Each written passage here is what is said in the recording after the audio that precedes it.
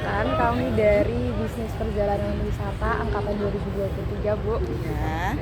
Untuk melengkapi tugas manajemen pariwisata, kami meminta Ibu dan memohon Ibu untuk bisa diwawancarai mengenai 4A yang ada di pariwisata, yaitu attraction, amenities, ancillary service, dan accessibility-nya. Jadi untuk tugas manajemen pariwisata ini ada pembuatan video. Jadi nanti akan dikumpulkan via YouTube dan akan di-share ke teman-teman juga. Jadi semua orang bisa melihat wawancara ini, termasuk dosen kita Pak Fat. Ya. Sebelumnya perkenalkan juga kami dari kelompok 8. Saya beranggotakan saya Jihan Cahaya Rahma dan teman-teman saya. Saya Risti Kurniatni. Sama saya Novalendra Tegar Bima Reza. Langsung saja. Mungkin yang pertama bisa dijelaskan Bu mengenai sejarah dari Museum Monumen Jogja Kembali. Oh ya, jadi Monumen Jogja Kembali ini berdiri latar belakangnya atau tujuannya itu untuk mengenang peristiwa kembalinya ibu kota Yogyakarta ke tangan bangsa Indonesia. Makanya namanya Monumen Jogja Kembali. Iya gitu. Jadi kalau untuk sejarahnya nanti sangat panjang karena mulai dari kalau yang ada di Monjali ini mulai dari tahun 1945 saat Indonesia merdeka.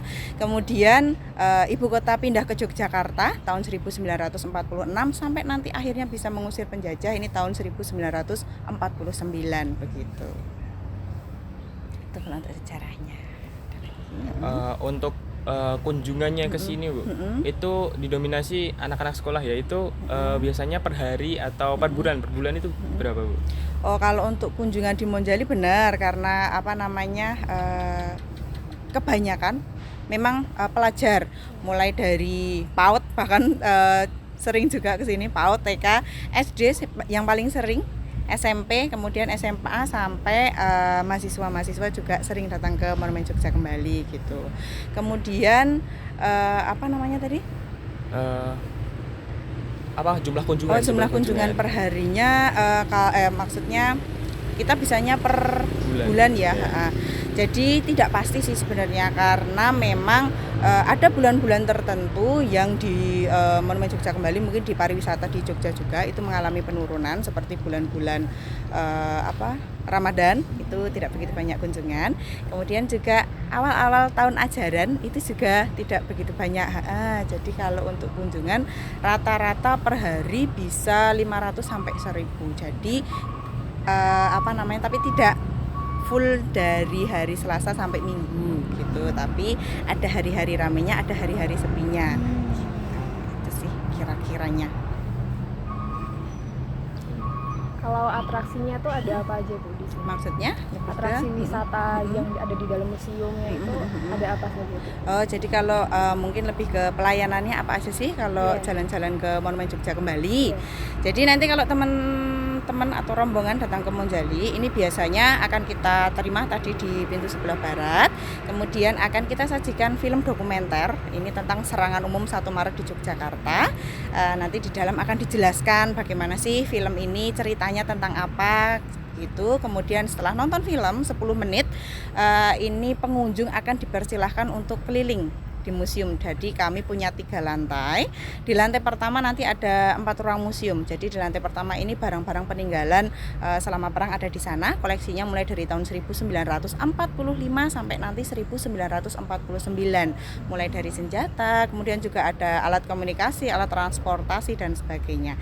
Kemudian nanti naik ke lantai 2. Di lantai 2 ini kami punya 10 diorama. Jadi patung-patung yang memperagakan kejadian sejarah. Ini ceritanya nanti lebih mengerucut lagi mulai dari tahun 48 sampai nanti 49. Di bagian luarnya nanti ada 40 relief, ceritanya lebih lengkap juga. Ini mulai dari 45 sampai 49. Terakhir lantai 3 namanya ruang Garbagraha atau ruang hening, biasa digunakan untuk mendoakan para pahlawan. Jadi diharapkan pengunjung ini setelah keliling dari lantai 1, lantai 2 melihat bagaimana beratnya dulu para pejuang kita untuk mempertahankan kemerdekaan. Di lantai 3 ini pengunjung bisa bareng-bareng mendoakan para pahlawan kita gitu. Kalau koleksinya sendiri Bu, itu dapatnya dari mana ya Bu? Oke, kalau koleksi ini jadi dulu ketika pembangunan Monumen Jogja Kembali ada tim khusus ini yang di bagian pengumpulan koleksi, kebanyakan memang hibah. Iya, jadi banyak sekali yang dihibahkan dari para keluarga pejuang dulu. Seperti itu. Itu sih, tapi kebanyakan hibah. Kemudian untuk barang-barang ini itu berarti pengelolaan itu ada masing-masing divisi gitu ya Bu? Iya, kalau di Monumen Jogja Kembali kita menyebutnya urusan. Jadi memang kita dibagi menjadi beberapa urusan-urusan. Seperti yang pertama urusan pemandu, humas dan pemasaran. Ini nanti berhubungan dengan kepemanduan, kemudian juga humas dan pemasarannya. Kemudian untuk yang menjaga koleksi, biar koleksinya tidak rusak. Kalau ada yang rusak itu harus bagaimana? Kemudian nanti yang bertanggung jawab membuat replikanya, mungkin karena kami tidak punya yang asli, makanya dibikin replika seperti itu ada urusannya di bagian perpustakaan dan permusiuman. Nah, di bagian inilah nanti mereka yang bertanggung jawab terhadap keutuhan koleksinya gitu. Untuk koleksi di museum sini, Museum Monjali ini, Monjali kebanyakan replika atau asli? Oke, jadi memang ada dua koleksinya, ada yang asli, ada yang replika. Tapi kebanyakan sih asli sih kalau di Monumen Jogja Kembali. Iya. Jadi kalau teman-teman nanti pas jalan-jalan ke dalam ke museum, ini di setiap benda koleksinya di bawahnya kan ada kayak caption, ada keterangan koleksi. Nah di sana nanti sudah akan ada keterangannya. Ini barangnya asli atau replika atau miniatur gitu. Ada tulisannya nanti. Gitu. Tapi kebanyakan insya Allah asli sih.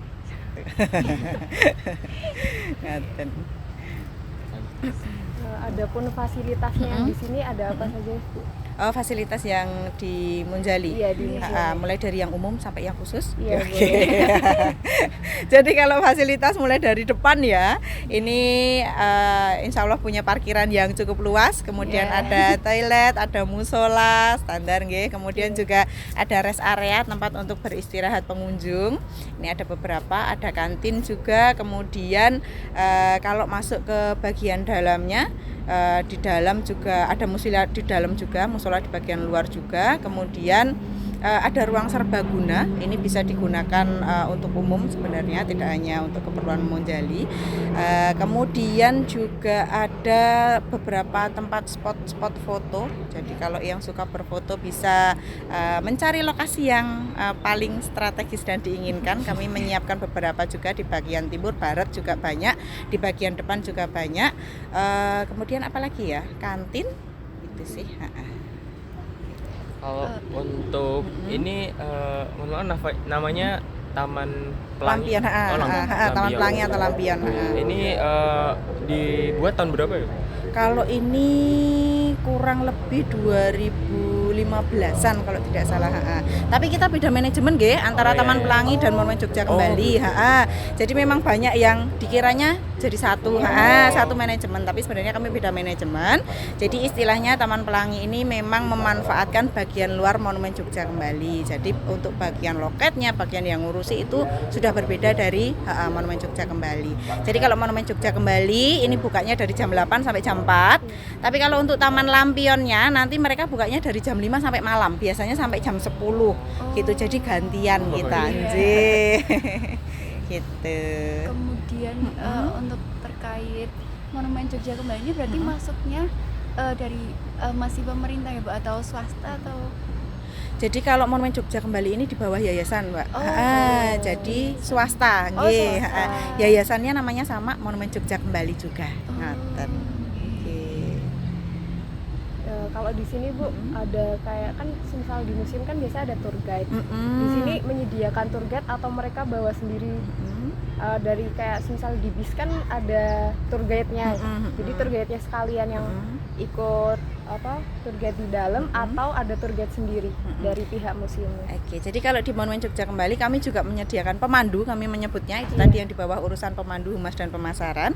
Jadi tidak semua rombongan yang datang ini akan kami pandu, tapi by request aja. Jadi kadang-kadang kan ada yang pakai TL, ada yang langsung gurunya langsung. Jadi nanti kalau ke Monjali mereka membutuhkan tour guide atau pemandu, Monumen Jogja Kembali menyediakan. Kami ada khusus pemandu museum, nanti akan kami dampingi mulai dari masuk sampai nanti lantai 3 terakhir selesai. Tapi memang tidak semua rombongan, karena kadang-kadang ada yang rombongan memang seneng muter-muter sendiri karena kepentingannya kan masing-masing ya, orang piknik ini ya. Ada yang memang jalan-jalan ke Monjali mau sambil belajar, makanya mereka membutuhkan tour guide lokal karena memang pengen tahu sejarahnya lebih lengkap. Tapi ada juga yang ya karena pengen senang-senang aja, pengen foto-foto aja, jadi nggak suka kalau terlalu nanti membuang waktu di situ, jadi mereka lebih senang keliling sendiri gitu. Berarti itu untuk tour guide udah include di tiket masuk ya, Bu? Iya, gitu. Tapi di sini saya lihat kemarin waktu mengantar surat ada banyak tour guide yang pakai kursa atau pakai jas alma mater. Itu berarti magang gitu ya. Jadi di Monjali ini kan kita juga membuka lowongan untuk anak-anak magang, mulai dari SMK sampai mahasiswa. Jadi kalau yang pakai kursa, yang pakai jas alma mater, itu mereka adalah mahasiswa-mahasiswa magang yang ada di Monjali gitu. Jadi ada macam-macam, beberapa kampus, tidak hanya di Jogja tapi luar Jogja juga kadang ada yang pengen magangnya di Monjali gitu. Kalau magangnya di bagian pemandu, otomatis mereka akan dilatih ke pemanduan. Nah, makanya mungkin kemarin teman-teman saat jalan-jalan ke sini ada yang mempersilahkan masuk, kemudian ada yang buka waktu di ruang serbaguna, ada yang mempersilahkan pengunjung waktu masuk. Jadi kalau ada rombongan masuk kan biasanya dimasukkan ke ruang serbaguna. Jadi ada kata opening kayak selamat datang dan sebagainya. Nah, itu juga kami latih mahasiswa-mahasiswa magang untuk bisa istilahnya memandu, mulai dari nonton film kah, nanti keliling, bahkan keliling bawa rombongan, jelaskan tentang koleksi yang ada di Monjali, itu mereka juga diajari. Gitu. Jadi boleh kalau nanti ada yang mau magang dari UGM. Karena pasti ada tugas magang juga, ada magangnya juga gitu. Iya, gitu sih.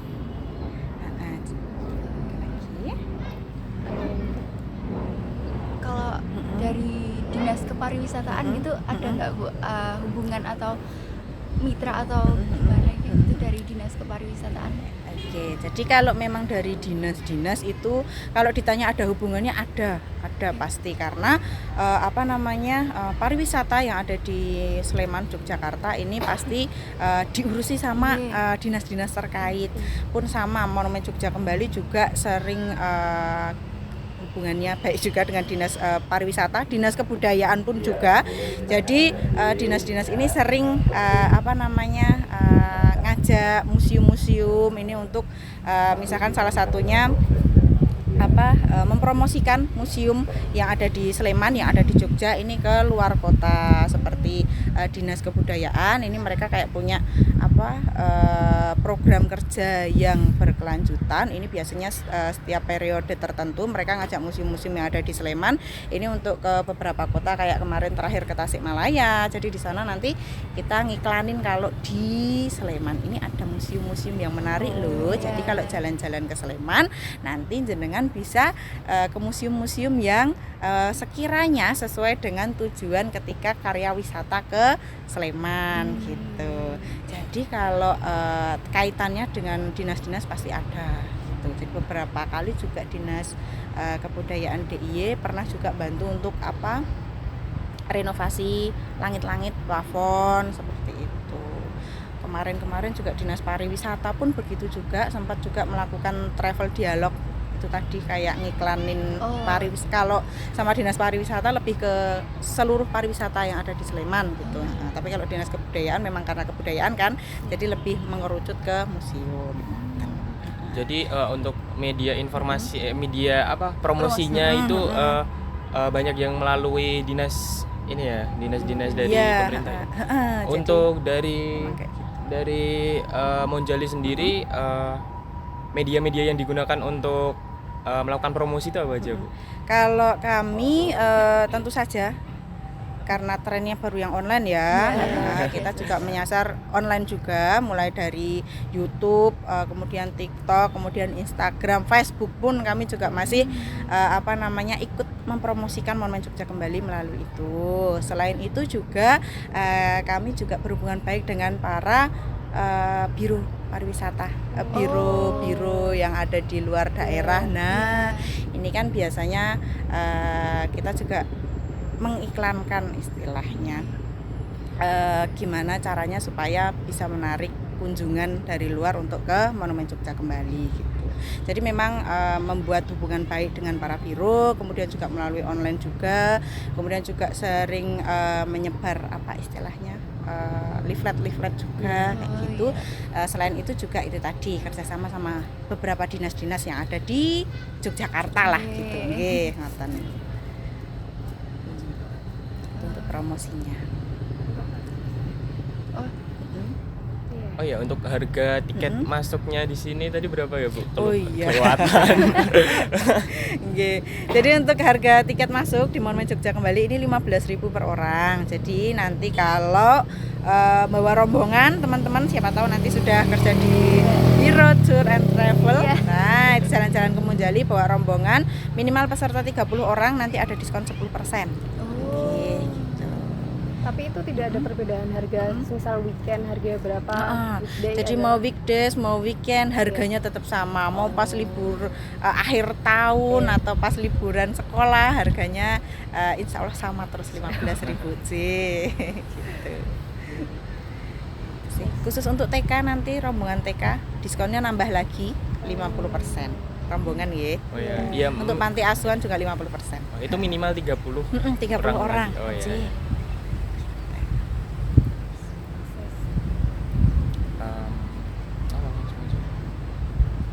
Oh, kalau untuk ini kalau dia para pengunjung ini banyak kan bis-bis ya, Bu. Berarti memang banyak rombongan, lebih banyak rombongan daripada kayak individu gitu atau family atau keluarga. Jadi bisa dibaca sebenarnya kalau pas hari-hari weekdays kayak gini kebanyakan memang rombongan khususnya pelajar-pelajar. Kemudian nanti kalau di weekend ini akan banyak rombongan keluarga. Maksudnya 3 orang, 4 orang paling mobil-mobil kayak gitu. Nah, keluarga-keluarga kecil seperti itu banyak juga. Kemudian kalau di weekend ini juga banyak rombongan, tapi rombongan warga atau keluarga besar kayak gitu. Kalau enggak nanti teman-teman bisa menemui di akhir tahun ini banyak sekali rombongan dari keluarga. Jadi paling cuma 5 sampai 10 orang yang masuk karena memang biasanya karena akhir tahun ini kan identik dengan libur yang agak panjang karena Natal dan Tahun Baru. Jadi kebanyakan memang bersama dengan keluarga. Jadi memang kebanyakan nanti yang datang akan keluarga-keluarga kayak gitu. Yang kira-kira mau dari Ibu sendiri mau ada yang disampaikan nggak mungkin terkait pengalaman kerja di museum? Jadi personal. Gitu langsung ya. Apa ya, kalau ditanya pengalaman kerja di museum, saya akan bilang dari sejarah pekerjaan yang pernah saya jalani sebelumnya sampai saat ini, ya inilah yang paling menyenangkan. Kenapa saya bilang menyenangkan? Karena di museum ini kan tempat pariwisata, orang kesini ini kan jalan-jalan tujuannya untuk bersenang-senang. Jadi banyak ketemu orang senang, banyak orang juga dengan berbagai macam karakter. Jadi saya kira sangat menyenangkan dan banyak tantangannya. Seperti itu. Kalau teman-teman saya bilang kerja di museum itu bikin awet muda. Kenapa? Karena kita itu tadi ketemu banyak orang yang ingin bersenang-senang. Jadi kita ikut senang juga. Terus, jadi mau nggak mau kita harus ceria terus, ketawa terus. Jadi bikin otot-ototnya jadi tambah gitu. Itu sih kalau ditanya menyenangkan sekali. Kalau tantangan tersendiri dari kayak misalkan ini kan kebanyakan anak-anak pelajar ya Bu, mungkin tantangan tersendirinya itu apa Bu kira-kira? Jadi karena Kak, saya di Monjali ini di bagian pemandu ya. Kalau mau ditanya tantangan, tentu saja saat mandu rombongan ini kan ada berbagai macam karakter. Ada yang anak-anaknya enak banget dipandu ini, dengerin banget. Mereka bahkan ada feedback, tanyanya macam-macam. Nah itu asik. Tapi ada juga beberapa yang bawa rombongannya, mohon maaf, ini anak-anaknya mungkin karena mereka pengennya bersenang-senang. Jadi ketika saya ngomong nggak ada yang dengerin. Nah, itu jadi tantangan sendiri, gimana caranya supaya anak-anak tersebut tetap mau saya jadi perhatiannya mereka lah gitu. Jadi mereka tetap mau mendengarkan saya, walaupun ketika keliling ke museumnya mereka tetap bisa tetap bisa bersenang-senang, tapi tetap bisa dapat apa sih ilmunya ketika jalan-jalan ke Monjali, biar ada yang masuk lah sedikit-sedikit seperti itu. Kalau ditanya tantangannya itu sih yang paling berat, kadang-kadang karena mengkoordinir banyak orang itu tidak semudah itu. Itu sih. Kalau yang untuk wisata airnya itu tuh dari museumnya atau milik orang lain sendiri Bu pengelolanya? Permainan-permainan ini. Jadi kalau permainan-permainan ini kita Monumen Jogja Kembali kerjasama dengan pihak luar, karena memang kita tidak bisa mengelola semuanya sendiri, nggih. Jadi kalau untuk yang permainan-permainan ini kerjasama dengan beberapa pihak, tapi masih ini sih masih orang-orang yang ada di lingkup Monumen Jogja Kembali. Gitu. Jadi memang yang nanti istilahnya kayak pembagian hasil lah, istilah gampangnya seperti itu. Nanti Monumen Jogja Kembali berapa, untuk mereka berapa. Sistem kepercayaan. Untuk pertama dibangunnya itu ini udah ada belum? Ini udah ada belum ya Bu? Maksudnya kayak pembatas yang ada di atas gitu loh. Jadi jembatannya terowongannya di bawah ini udah ada dari dulu atau emang kayak penambahan fasilitas gitu? Jadi kalau untuk bangunan dan sebagainya, memang di Monumen Jogja Kembali tidak ada banyak perubahan dari yang pertama kali dulu dibangun, karena memang sudah istilahnya konsep awalnya seperti ini. Jadi pembangunan Monumen Jogja Kembali untuk bentuk yang sekarang ini kan dulu disayembarakan teman-teman. Jadi yang menang itu dari ITB Bandung dulu untuk bentuk Monumen Jogja Kembali yang sekarang. Nah bentuk yang sekarang ini menyeluruh, jadi keseluruhan, karena memang bentuknya Monjali ini kan mengambil filosofi tumpeng. Tumpeng ini kan sebagai wujud rasa syukur bangsa Indonesia kan, karena telah berhasil mengusir penjajah dari bumi Indonesia. Kemudian untuk bangunannya sendiri pun otomatis di sekitarnya mengikuti kayak bentuk tumpeng, pinggirnya itu tumpeng harus ada biasanya kan kalau tumpeng di pinggir-pinggirnya ada lauk-lauknya, ada sayurnya dan sebagainya. Nah makanya di samping-sampingnya juga ada air-air seperti ini. Kecuali itu juga ini juga mengandung makna khusus juga. Kenapa kok ada air mengelilingi Monumen Jogja Kembali? Air ini kan mensucikan. Nah jadi itu juga. Kemudian yang di tanggul-tanggul seperti ini pun sudah ada sejak dulu waktu pembangunan Monumen Jogja Kembali. Jadi ada filosofinya itu kental banget ya. Benar. Jadi sebenarnya setiap aspek yang ada di Monjali ini ada maknanya, ada artinya. Juga kan kalau di Jawa ada kalau mau masuk rumah orang itu kan harus nunduk. Ada terowongan di sebelah situ.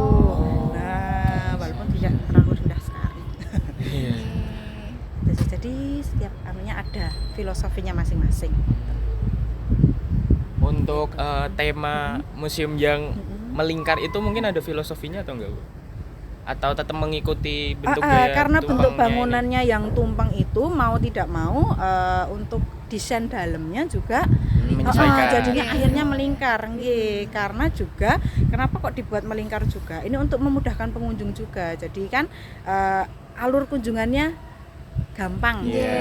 Apalagi di lantai 2 cuma tinggal muter aja udah selesai nanti naik. Untuk ruang yang di tengah seperti pertunjukan ruang pemutaran serbaguna. Ruang serbaguna itu juga udah ada dari dulu atau penambahan lagi? Jadi itu memang sudah ada dari dulu ruang serbaguna itu. Cuma memang untuk pemanfaatannya dari dulu pertama sampai sekarang memang berubah-ubah. Jadi untuk beberapa tahun belakang ini akhirnya dimanfaatkan untuk kalau tidak sedang digunakan ya, karena memang tadi seperti yang sudah saya singgung sebentar, ini ruang serbaguna ini bisa disewakan untuk khayala luar, bisa untuk wisuda, bisa untuk wedding juga sering, kemudian takso dan sebagainya itu sering juga digunakan di ruang serbaguna. Nah kalau sedang tidak digunakan seperti sekarang ini, itu biasa kami gunakan untuk sekaligus memberi pelayanan kepada pengunjung. Itu tadi pemutaran film dokumenter sudah gratis, jadi sudah tidak ada tambahan biaya lagi, durasinya 10 menit. Berarti kalau semisal ruangnya itu dibuat pernikahan, berarti museumnya tutup atau gimana? Kalau museumnya tidak tutup, hanya tidak ada pemutaran film. Tapi untuk alur pengunjungnya tetap lewat sini. Tetap lewat sini. Jadi memang kan karena yang dipakai cuma ruangan tengah aja, jadi untuk alurnya masih tetap sama. Untuk diorama dan replika atau koleksi-koleksi museum lainnya mungkin bisa ditanyakan ke Bapak atau Ibu. Bisa sih. Pertanyaannya tentang apa? Mungkin tentang lebih ke cara mendapatkannya juga, untuk pembuatan replikanya itu. Iya, nanti ke Ibu Citra bagian permusiuman. Semoga kemarin soalnya pelatihan, semoga udah selesai pelatihan beliau ya. Gitu. Nah, itu ada lagi. Jadi lokasi Monumen Jogja Kembali ini kenapa kok dipilihnya lokasinya di sini di Ring Road Utara ya kalau kita menyebutnya, kalau sekarang namanya Jalan Pajajaran. Ini dulu yang memilih lokasi adalah Sri Sultan Hamengkubuwono yang ke-9. Nah, dipilih lokasi ini karena ini dulu konsentrasi terakhir penarikan pasukan Belanda dari kota Yogyakarta. Makanya lokasinya pun bersejarah, makanya dibangun sebuah monumen. Selain itu, Monumen Jogja Kembali ini kalau dilihat dari atas, ini satu garis lurus dengan dari utara Gunung Merapi, nanti ke selatan ada Tugu Yogyakarta, kemudian ada Keraton Yogyakarta, ada Panggung Kerapiak, dan terakhir Laut Selatan gitu. Nah, jadi Sri Sultan ini sudah memikirkan mulai dari hal sejarahnya ada, dari jalur lurusnya ada. Kemudian juga kenapa dipilih di sini, karena pada saat pembangunan Monjali ini dulu kan tempat wisata yang banyak dikunjungi oleh masyarakat pada saat itu adalah Candi Borobudur dan Candi Prambanan. Ke Candi Borobudur dan ke Candi Prambanan biasanya lewat sini. Jadi kenapa dipilih di sini, supaya strategis teman-teman, baik dari lokasinya, sejarahnya, jadi banyak masuk di situ gitu. Jadi sekedar informasi, dulu Monumen Jogja Kembali ini mulai didirikan 29 Juni tahunnya 1985.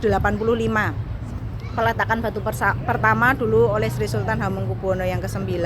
Dulu juga ada upacara tradisionalnya juga, itu penanaman kepala kerbau. Jadi kan dulu ada kepercayaan kalau mau membangun bangunan yang tinggi itu biasanya menggunakan kepala kerbau ini untuk mentolak bala lah istilahnya, seperti itu, mengusir hal-hal buruk.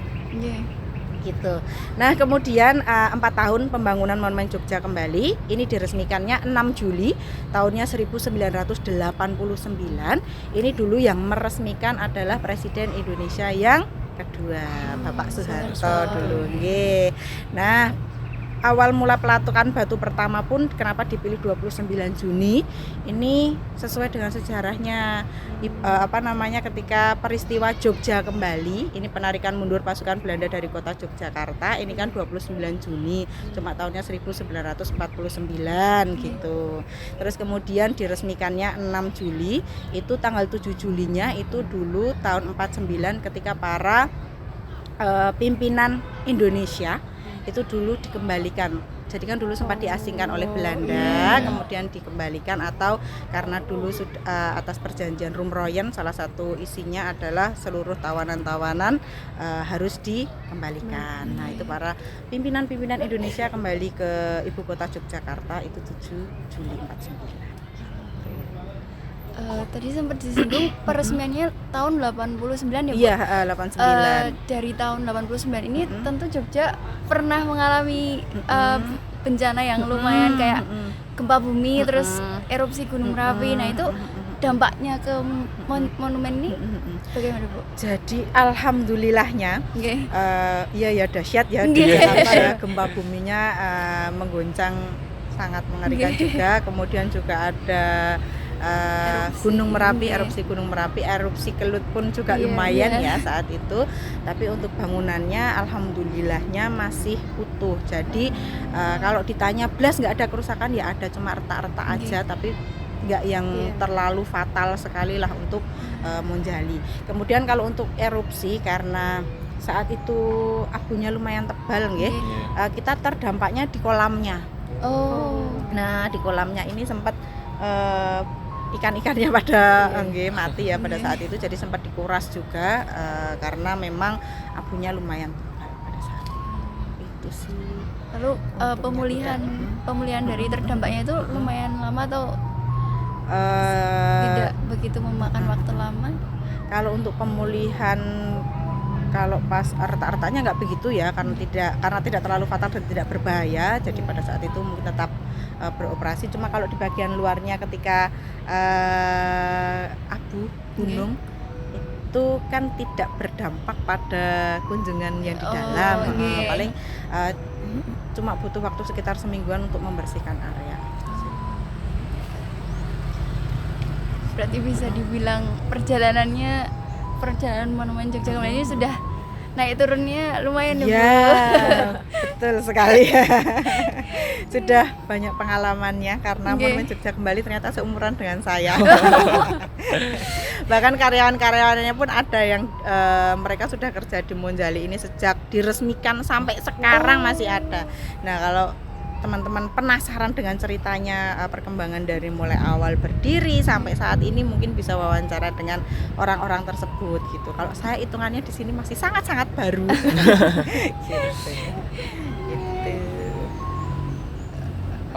Untuk relief yang ada di lantai 2 tapi yang ada di luar. Itu kira-kira kapan bangunannya itu? Sama. Udah lama juga. Sudah lama juga. Jadi memang karena itu tadi untuk plan pembangunannya memang sudah dibikinnya seperti itu. Berarti tidak ada tambahan lagi gitu, Bu? Kalau untuk tambahan yang apa ya istilahnya, untuk tadi yang bentuk fisik bangunan, yang bangunan permanen itu sepertinya kalau di Monjali kemungkinan tidak ada. Kita paling cuma nambahin dikit-dikit aja seperti kayak gitu untuk tempat istirahat, rest area yang ada di depan ini belum lama didirikannya gitu. Jadi bukan yang bangunan pokok ya, kalau saya bilang. Tambahin lagi atau ada?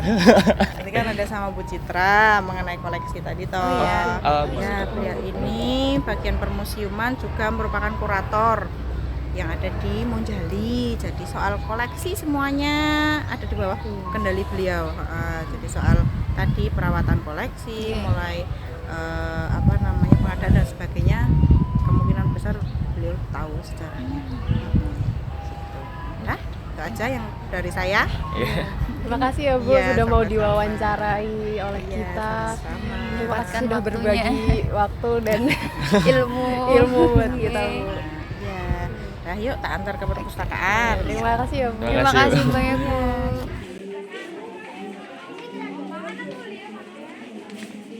Kami dari mahasiswa bisnis perjalanan pariwisata UGM berkunjung ke Monumen Jogja Kembali ini untuk mendapat tugas mata kuliah manajemen pariwisata terkait kepariwisataan 4A dan sebagainya. Tadi sebelumnya sudah sedikit ngobrol dengan Bu Hasti di depan terkait pengelolaan dan sebagainya. Nah, sekarang kami pengen sedikit tahu terkait koleksi-koleksi di koleksi di Monjali. Sebelumnya dengan Ibu siapa? Oh iya, perkenalkan saya Bu Citra. Saya sebagai kepala urusan museum dan perpustakaan. Jadi saya sebagai koordinator tentang koleksi-koleksi di museum ini. Ya, apa yang bisa dibantu? Mungkin apa? Untuk pengadaan barang-barang yang ada di museum atau koleksi museumnya ini, kebanyakan kan Bu Hesti tadi bilangnya dari hibah. hibah. Iya. Nah itu untuk proses untuk proses Mendapatkan. mendapatkannya Iya. dan memindahkannya ke sini tuh gimana Bu? Oke, ya sebelumnya ibu ini kan masuk ke sini sebenarnya semuanya sudah ada, sudah tertata ya sudah ada dan sudah tertata. Jadi ibu juga sedikit banyak mengetahui lah tentang proses-proses itu. Jadi memang dulu sewaktu museum didirikan ini kan pasti kan ada tujuannya ya. Ya kebetulan kan ini kan tujuannya untuk melestarikan sejarah peristiwa Jogja Kembali ya, di mana Jogja Kembali itu kan peristiwa 45-49. Jadi kan koleksi yang ada di sini tidak jauh dari angka tersebut ya. Jadi peristiwa agresi militer Belanda kedua. Jadi pada waktu itu tim penyusun itu ada namanya tim pengadaan koleksi. Nah, tim pengadaan koleksi ini mereka akan mencari informasi berkaitan dengan benda-benda yang digunakan pada tahun tersebut. Nah, jadi seperti semuanya ada nih pertempuran di Kota Baru. Nah, Kota Baru pasti mereka akan mencari barang-barang apa saja yang dulu pernah dipergunakan di Kota Baru. Pada waktu itu kan juga masih banyak para pejuang yang masih sugeng ya, masih hidup. Jadi kan mereka kan ini ada nih Pak ini dulu ikut berjuang, si ini ikut berjuang. Nah, akhirnya bisa dihubungi satu persatu apakah mempunyai koleksi terkait dengan peristiwa tersebut. Nah, kemudian pengadaannya melalui itu. Jadi penelusuran sejarah. Penelusuran sejarah akhirnya ya diperolehlah koleksi-koleksi seperti yang ada di sini. Ada senjata, kemudian ada meja, kursi, kemudian ada tandu, kereta kuda, atau bahkan mereka yang mendengar ada museum mau dibangun nih ya, mau jali nih aku punya. Dulu bapakku ikut berjuang nih, ada mungkin ada senjata, ada baju, ini yang dulu dipakai bapak. Nah, mereka dengan inisiatif mereka sendiri menyerahkan ke sini begitu. Jadi jatuhnya hibah itu tadi. Kalau terkait replika, Iya. itu berarti si pembuat ya Bu, itu sebelumnya tahu bentuk aslinya itu. Ya, jadi kalau kita mau buat replika ya, seperti kalau di sini kita yang replika itu merpati pos ya. Ya, merpati pos itu.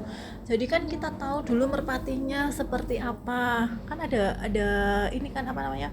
Ada referensinya. Ya, ada referensinya. Jadi yang seperti merpati pos yang ada di Malang itu, yang dulu memang yang tertembak itu kan akhirnya kan diawetkan nah itu kan ada referensinya. Jadi warnanya seperti apa, ukurannya seberapa.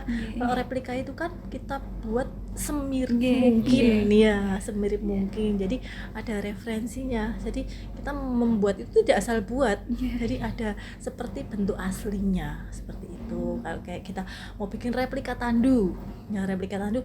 Jadi yang digunakan Jenderal Sudirman itu seperti apa? Ya, dimensinya berapa kali berapa, terus bahannya apa, kemudian penyusunnya apa aja. Nah, itu yang berarti itu tetap detail gitu ya. Iya, Terus itu berarti ada tim khusus untuk membuat replika gitu. Iya, juga tetap ada tim khususnya.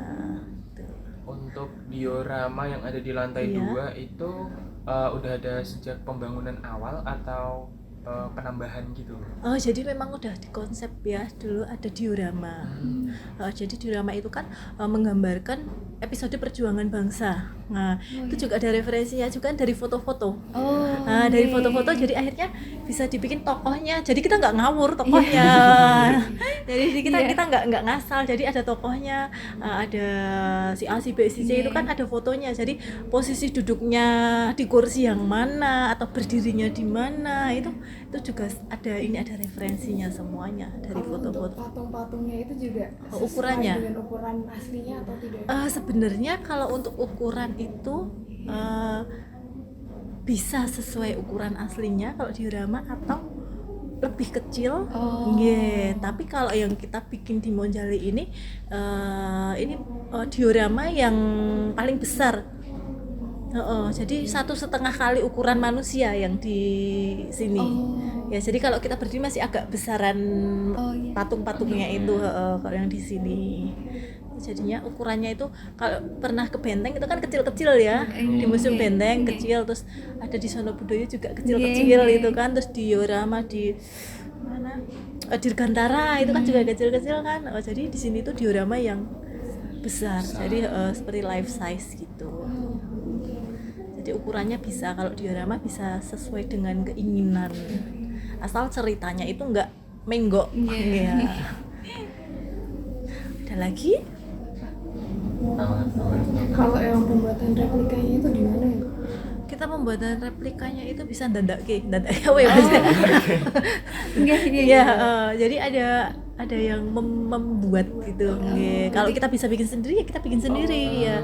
Kalau semuanya kita nggak bisa, kita bisa ini apa? Minta tolong orang ya. Kalau miniatur kan beda lagi ya. Kalau miniatur kan lebih kecil ya. Kalau replika itu paling tidak ukurannya harus sesuai dengan ukuran aslinya. Terus kemarin kan kami kan jalan-jalan kan itu ada pistol-pistolnya, itu asli atau replika juga? Itu asli semuanya, iya semuanya. Kita kalau yang replika di bawahnya kan ada tulisannya replika, jadi supaya pengunjung itu tahu, jadi kita tidak membodohi publik lah istilahnya. Jadi kalau asli ya kita bilang asli, kalau replika kita bilang replika, seperti itu. Mungkin berarti kalau yang kayak pistol-pistol yang dijadikan satu vitrin, iya itu kayak dicat ulang atau gimana gitu? Sebenarnya memang masih asli gitu? Enggak, udah enggak asli itu. Ya, udah enggak asli kan ya, melalui proses kadang-kadang kita bersihkan juga. Jadi kalau perawatan ya Mbak? Iya, perawatan ya. Kalau yang seperti yang kita tidak vitrin ini kan kita cat ulang juga. Jadi kalau kita melakukan pengecatan ulang pun warnanya tidak boleh jauh dengan warna aslinya. Ya. Jadi soalnya itu kan warnanya hijau itu ya, hijau. Nanti kalau kita tidak menemukan hijau yang sama dengan aslinya, paling enggak hampir mirip, hampir mirip. Jadi nggak boleh terus kita ganti warna merah gitu, nggak bisa. Jadi harus hampir lah nyerempet dengan warna yang asli. Soalnya kan itu kan kayak apa ya, kalau cat kan campuran gitu kan ya, jadi nggak bisa mirip persis sekali ya. Gitu. Terus kalau perawatan replika, perawatan barang-barang koleksi ini, kita perawatannya itu nggak setiap hari sih, berkala. Jadi bila mana perlu dilakukan perawatan, kita lakukan perawatan. Kalau untuk yang di luar ruangan ini kita seminggu sekali. Jadi kita pembersihan dari debu-debu, kotoran gitu ya. Kemudian kalau untuk yang senjata-senjata di luar ini kan rawat sekali karat, karena dia akan selalu bersentuhan dengan pengunjung, karena keringat ini kan sangat penyebab utama. Jadi dipegang-pegang gitu kan, jadi kita pembersihannya kita bersihin karatnya. Kalau karatnya sudah bersih baru kita lapisi dengan minyak senjata, jadi untuk mencegah korosi. Kalau yang kayu-kayu itu ya kita lap, kalau ada yang seperti ukiran-ukiran kita sikat biar debunya ini hilang, baru kita kita lap atau kita lapisi dengan seperti bleach itu ya, yang untuk ngelap kayu itu loh. Nah itu supaya melindungi juga. Dan juga kita lakukan penyemprotan serangga. Kalau kita di sini pakai heat, kan nggak punya alat fumigasi ya, jadi kita pakai heat, paling nggak kita mencegah dari rayap-rayap gitu. Untuk jadwal ini apa? Pembersihan. Untuk jadwal pembersihannya itu kira-kira dilakukannya itu setelah waktu operasional, jam operasionalnya tutup atau kapan? Jam kerja kita biasanya. Jam kerja ya. Kalau jam operasional tutup, nanti teman-temannya udah pulang istirahat, kita masih kerja dong. Nanti kita lemburnya banyak. Jadi jam kerja kita lakukannya tuh. Berarti itu dilakukan sama seluruh karyawan di sini? Enggak, jadi kita urusan museum, tim khusus museum. dari urusan museum ini kita 4 orang ya. Nah jadi ya 4 orang ini yang bertanggung jawab atas koleksi museum. Jadi kalau ada anak-anak teman-teman magang ini nanti yang kira-kira bisa mereka bantu, kita libatkan juga seperti itu. Ya mungkin nanti tertarik magang di sini. Kalau kita tahun depan Pasti ada. Iya, pasti ada. Iya. Pasti ada. Udah ya, nanti mungkin kalau ada yang perlu lagi bisa nanti ya by WA atau Mungkin itu aja pertanyaan seputar pengadaan atau perawatan replika dan juga koleksi-koleksi asli di museum di Monumen Jogja Kembali. Sekali lagi kami berterima kasih kepada Monumen Jogja Kembali karena sudah menerima kami untuk mewawancara Bu Hesti dan juga Bu Citra. Mungkin ada tambahan? ya oke, semoga yang ibu sampaikan bermanfaat ya. Nanti Terima kasih. iya